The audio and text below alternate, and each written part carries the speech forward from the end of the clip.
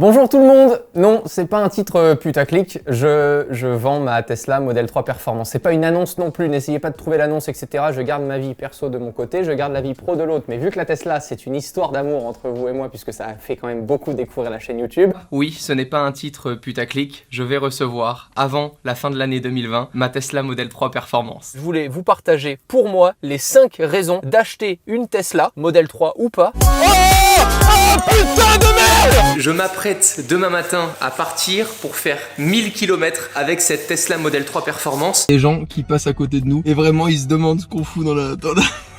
Eux à la base ils promènent leur chien tranquille, ils ont rien demandé à personne. Ils voient deux mecs allongés dans un coffre de voiture. Est-ce que l'histoire d'amour va continuer avec une autre Tesla? Pourquoi est-ce que je vends ma Tesla Model 3 Performance que j'avais acheté en novembre 2020? Je vous raconte tout dans cette vidéo.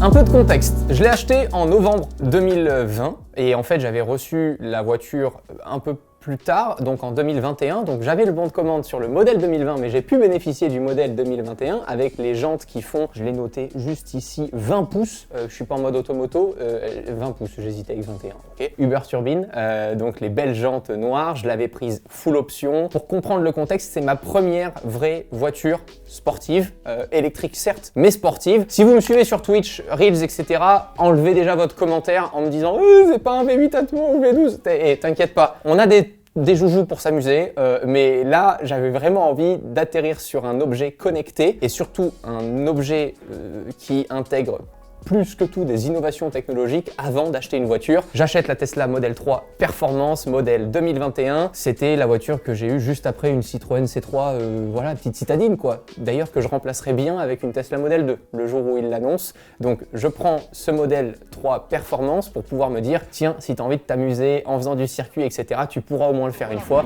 Voilà! Mais oui! Chose qu'on a fait, on a pu aller faire du drift à la Ferté-Gaucher avec ma Tesla sur juste quelques tours. Après, on avait une Tesla qui nous était prêtée pour vraiment s'éclater. Parce que quand même, hein, pas envie de payer des révisions ou un bac à gravier ou ne pas pouvoir revendre correctement ma voiture juste parce que je l'ai explosée sur circuit. Donc, je suis plutôt très maniaque avec les véhicules. La Tesla est en super bel état, là, elle a 25 000 km. On enlève le wrap d'ailleurs, il faut que je vous le dise, hein, on enlève le wrap. Ça y est, là aussi, on avait wrappé la voiture, c'est ce qui avait permis de pouvoir la protéger. À part ça, l'utilisation performance et le mode circuit, à part avoir envie de gerber si t'es passager, je veux dire ça sert pas à grand chose, donc c'est cool. J'ai comblé un peu mon ego de gosse en achetant la Model 3 Performance et tout ça, je trouve ça génial. Mais c'est ce qui me pousse aujourd'hui à vous parler un petit peu. Est-ce que c'était une erreur de choix? Est-ce que je dois me diriger vers un autre véhicule? La question c'est celle-là, suis-je trop chiant? Est-ce que je suis trop chiant? Parce que oui, j'ai envie d'une Model 3 Performance parce que c'est quand même rigolo de se mettre en mode circuit, même sur route ouverte, mais t'inquiète, on va te dire que les routes sont fermées, sécurisées, etc. Bien sûr, on va te croire. Et autour d'un rond-point, te mettre en mode circuit avec toute la charge à l'arrière et de t'amuser, évidemment que c'est rigolo. Maintenant, et l'utilisation dont j'ai le plus besoin, c'est l'autonomie, en fait, enfin la caractéristique plutôt dont j'ai le plus besoin, c'est l'autonomie. J'ai besoin, on va dire, de pouvoir facilement partir en week-end et de faire environ 450 bornes sans me recharger. Et c'est compliqué aujourd'hui à faire avec la Tesla Model 3 Performance. Il y a encore beaucoup de régions, surtout dans le sud. Alors là, quand tu pars vers l'Italie, dans des campagnes, etc., ou même dans les montagnes et tout ça, tu te retrouves avec des chargeurs de merde parce que Tesla n'est pas encore déployé partout. Donc j'arrive à un moment où je me dis, est-ce que je laisserai pas tomber le mode performance pour peut-être des modèles grande autonomie? Et puis la Tesla manque de place. Oui, je suis chiant, je sais, il y a un sous-coffre à l'arrière, il y a un coffre à l'avant, mais je vous en avais parlé dans une vidéo un peu plus personnelle là au début de l'année. J'ai un berger allemand, déjà ça prend au moins 2 places sur la banquette arrière. Vu que j'ai un berger allemand, j'ai le harnais de sécurité attaché avec la ceinture, j'ai le bac, là tu sais, c'est comme la petite baignoire à mettre à l'arrière, donc en fait tu te dis déjà la banquette arrière tu l'utilises, mais de façon raisonnée, voilà, et raisonnable. À l'avant, j'ai mon partenaire de vie, quoi, je ne vis pas tout seul, donc forcément en siège passager avec moi il y a une personne. Le coffre à l'avant, une fois que tu as mis 3 sacs de course, on va se le dire sur la Model 3 Performance, ça n'a rien à voir avec le coffre à l'avant de la Model Y, Y. Et quand tu es à l'arrière, déjà 2 valises en soute ne passent pas dans le coffre à l'arrière. Donc déjà quand je dois partir par exemple pour faire un Paris-Monaco, comme la vidéo que je vous avais partagée pour faire plus de 1000 km, eh bien ma valise en soute, il y en a qu'une qui passe à l'arrière et la deuxième elle va où? Eh ben entre mon chien et la banquette arrière. C'est génial. Alors là niveau sécurité c'est super. Tu vois, t'as une valise qui fait 30 kg qui est juste derrière le passager, le conducteur plutôt. Donc quand je pile, c'est plutôt surprenant. Et à un moment, question sécurité, surtout quand tu fais beaucoup de bornes comme ça, et c'est même plus pour ceux qui voyagent avec moi que pour moi, j'ai besoin de me sentir en sécurité et donc d'avoir de la place pour stocker correctement toutes les affaires avec lesquelles je dois partir. Je suis pas trader, mais à un moment, faut quand même parler de thunes. Alors, j'ai pris quelques notes sur mon petit iPad. Je l'ai acheté 74 390 € à titre personnel en 2021 parce que j'ai déjà vu des commentaires me dire il a acheté avec sa société et tout. Non, je suis à Monaco. À l'époque, j'avais une société qui me permettait pas d'avoir ce véhicule en tant que professionnel. J'ai acheté cash cette bagnole, 74 390 € en novembre 2020. J'avais un bonus écologique juste incroyable à l'époque à Monaco. Maintenant, il a commencé à baisser, mais un bonus écologique de 10 000 € que j'ai pu percevoir en 2021. Donc en fait, la voiture m'a coûté réellement 64 390 € et j'ai fait 25 000 km avec. Bon, j'ai pas payé les recharges, et ça je dois vous le dire et vous remercier, parce que grâce à vous et grâce à toutes les vidéos qu'on a faites, on avait un système de parrainage qui maintenant n'existe plus sur Tesla. Vous achetiez une Tesla avec mon lien, vous aviez 1500 km gratuits de recharge offert, et moi j'en avais aussi 1500 km. Pour vous donner une idée, j'ai eu jusqu'à 80 000 km de recharge offert, donc il y a eu plus de 50 ventes faites sur nos vidéos pour des Tesla. Déjà, vous êtes des fous furieux. De deux, je suis très content de savoir que votre pouvoir d'achat va très bien. Vraiment, c'est incroyable. Je suis super content de savoir qu'il y en a beaucoup qui ont profité d'un tel luxe de rouler en Tesla parce que c'est un véhicule juste incroyable. Mais tout ça pour vous dire que voilà, la voiture m'a réellement coûté ce prix-là. J'ai pas payé mes recharges grâce à vous. Merci beaucoup. J'espère que vous avez aussi profité de vos 1500 km offerts. Là, 25 000 km, du coup, ça me permet de perdre environ que 4 500 € sur la valeur initiale avec le bonus écologique que j'ai perdu. Donc aujourd'hui, je me dis que la Tesla, en gros, m'est revenue à 65 000 €. Aujourd'hui, je peux la revendre dans les 60 000 €. Il y a des Tesla dans ce type de modèle-là qui démarrent autour de 55 000 €, qui vont jusqu'à un peu plus de 60 000 € si vraiment ils sont pas pressés de les vendre. Ça vous donne un peu aussi une dynamique du marché et pour moi, c'est super important. Je préfère aujourd'hui vendre un véhicule pas longtemps après l'avoir acheté et pouvoir récupérer aussi une bonne partie de ce que j'avais mis dessus plutôt que de garder un véhicule pendant 10 ans parce que ce qui est dingue avec Tesla, c'est que certes, tu as des mises à jour qui sont faites sur le véhicule ne ressemble plus du tout à celui que j'avais en 2021 alors qu'on est que en 2023 mais avec toutes les mises à jour qu'il y a eu, c'est juste incroyable de voir que la Tesla vit avec son temps. Par contre, et dans l'autre sens, quand tu vois qu'aujourd'hui Tesla te sort une modèle S-Plaid avec le volant qui s'appelle le volant Yoke en forme de Formule 1, qui te sortent une nouvelle couleur de peinture, alors ils en font des caisses etc. Elle est belle la peinture mais voilà, en fait c'est normal, c'est le capitalisme. Tu peux pas sortir un produit et te dire tiens, je vais le vendre et puis pendant 15 ans, surtout, ne revenez pas chez moi, vous aurez besoin de rien. Ça intéresse pas beaucoup les investisseurs, hein. Je veux dire, Tesla en bourse se comporterait peut-être pas aussi bien que ça et peut-être que c'est pour ça qu'il se comporte pas si bien que ça en ce moment aussi. C'est un peu compliqué pour Tesla, mais ça, on y reviendra sur Twitch, si vous me suivez sur Twitch. Mais en tout cas, voilà, c'est aussi important de le dire, c'est beaucoup d'argent, 60 000 €. Je peux pas me dire, tiens, garde encore ton véhicule 3 à 4 ans et puis revends-le 35, 40 000 € parce que tu lui auras mis 50 000 ou 60 000 bornes. Je préfère aujourd'hui me dire, tiens, conserve cet argent, réfléchis à ce que tu vas acheter d'autre si tu as envie d'acheter quelque chose d'autre.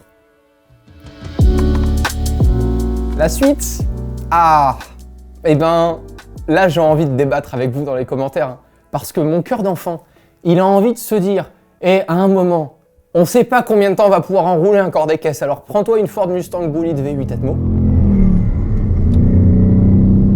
Ah ouais, ce bruit est tellement classique. Tu vois, réellement. Petit siège bac à l'arrière, petit pommeau de vitesse, un truc cool, etc. Mais j'oublie les Paris-Monaco qui coûteront 50 €. Ça c'est vrai que c'est imbattable. Alors là, Tesla, moi, c'est pour ça. Et puis de toute façon, je vous le dis aujourd'hui, en véhicule électrique avec l'écosystème Tesla, je ne changerai pas cet écosystème-là pour l'instant. C'est exactement comme quand je suis chez Apple aujourd'hui. Pour rien au monde, je retournerai sur un système Android. Est-ce que je dis pour autant que les Samsung sont mauvais? Pas du tout. Le produit est très bon à côté. Porsche Taycan, Ford Mustang Mach-E, les Renault aussi citadines électriques sont super, etc. Sauf que vu qu'aujourd'hui, je ne suis pas équipé ou peut-être pas assez riche pour avoir une maison de campagne avec 2 superchargeurs chez moi, eh bien, tout simplement, je ne veux pas bouger de cet écosystème Tesla qui est beaucoup trop simple et agréable à utiliser, même quand je prête la voiture à une personne. Je lui permets d'accéder à ma voiture directement via l'application. Il rentre, il va se recharger, ça débite sur mon compte directement, il n'y a pas de carte à avoir, j'ai oublié la carte d'abonnement, ceci, cela. Donc je ne changerai pas d'écosystème pour l'instant si je dois reprendre un véhicule électrique. La raison veut que j'achète une Model Y. Alors, va falloir que je me retienne à reprendre un performance, parce que c'est quand même sympa. Mais la raison veut que je reprenne une Model Y pour avoir un vrai coffre. La place qu'il y a dans le coffre, c'est équivalent. On avait comparé la Model 3 à la Model Y, je vous invite encore une fois à regarder la vidéo, mais on a un vrai coffre, on a presque autant de place, ou voire plus de place que dans un gros Range Rover Sport. C'est juste incroyable, et je pense vraiment que cette Model Y, en tout cas, pour mes besoins, elle serait parfaite aujourd'hui. J'aime beaucoup la nouvelle peinture, je vous l'affiche là parce que j'ai oublié le nom, mais c'est une peinture que je trouve très jolie. C'est quoi? C'est un gris... ça, avec les jantes Uber Turbine noires, intérieur blanc, incroyable. J'adore la Model Y, vraiment. Je pense que ce modèle Y là est un peu plus récent, me permet aussi de pouvoir peut-être continuer de rouler une Tesla pendant 1 an ou 2 avant peut-être d'avoir d'autres modèles de chez Tesla, etc. Maintenant, la réalité, c'est que je suis pas pressé. Je suis pas pressé parce que si on a envie de se faire plaisir, etc. pour rouler, ben on va sur circuit, ou alors je vais faire du karting et vous le savez. Je suis pas pressé de réinvestir cet argent-là dans une voiture juste pour avoir une voiture. J'ai une Citroën C3 pour me balader de temps en temps en ville, c'est super. J'ai une moto électrique. Pour Monaco, c'est juste incroyable. Jamais je changerai de véhicule pour Monaco que d'avoir la Super Soco électrique. Je trouve ça génial. Bon, je me ressens pas le besoin, sauf de temps en temps quand vraiment je dois aller de Monaco à Paris et que c'est plus agréable d'y aller en voiture avec tout le matériel vidéo, etc. qu'on a. Je vois pas forcément de besoin. Et de l'autre côté, ben, je serais beaucoup plus rassuré pour mon portefeuille d'investir dans un V8 Atmo, dans une Jaguar, dans une Ford Mustang ou autre, que d'investir dans une Tesla. J'ai l'impression que Tesla, en fait, la valeur du véhicule, c'est presque associé à la bourse, quoi, tu vois. C'est un coup Tesla est mal vu, ou il y a une autre marque qui va arriver sur le marché, et puis d'un coup, ta voiture peut perdre de la valeur. Ou dans l'autre sens, ça y est, Tesla arrête sa production, il y a des problèmes de semi-conducteurs, et hop, ça flambe, parce que de toute façon, si tu vas acheter une Tesla neuve, tu vas attendre je sais pas combien de mois ou d'années. J'ai vraiment peur, pour l'instant, d'être très corrélé à ce marché-là. C'est sûrement une connerie, parce que la vérité, à la fin de la fin, c'est t'as une offre et t'as une demande, donc s'il y a des gens qui veulent une Tesla et qui veulent l'acheter dans le marché de l'occasion, ils l'auront. Mais la suite, la voilà, la plus sincère possible, c'est celle-là. J'ai très envie d'avoir une Ford Mustang Bullitt, je la trouve incroyable, autour des 50 000 € d'occasion. Par contre, c'est pas le même prix en assurance, en entretien, tout ce qui est frein à disque, l'essence, ça n'a rien à voir, c'est incomparable. C'est juste que là, je suis en train de vous exposer, vraiment au grand jour, le côté Kekeland d'un mec qui va avoir 27 ans, ça passe vite, et de l'autre côté... le mec de 27 ans qui se croit déjà daron et qui se dit non mais il me faut une Model Y, c'est quand même agréable, etc. Voilà, les deux sont incomparables. Jamais je roulerai un Paris-Monaco en Ford Mustang en étant aussi cool et détendu qu'en Model Y. C'est incomparable. Mais voilà, mon cœur balance parce que c'est presque la même valeur à un moment. Je suis impatient de débattre avec vous vraiment dans les commentaires. Je ne donne aucune leçon dans cette vidéo, je vous partage juste, voilà, à titre perso, mon expérience avec Tesla que j'aime tant et qui a 90% de chances de continuer.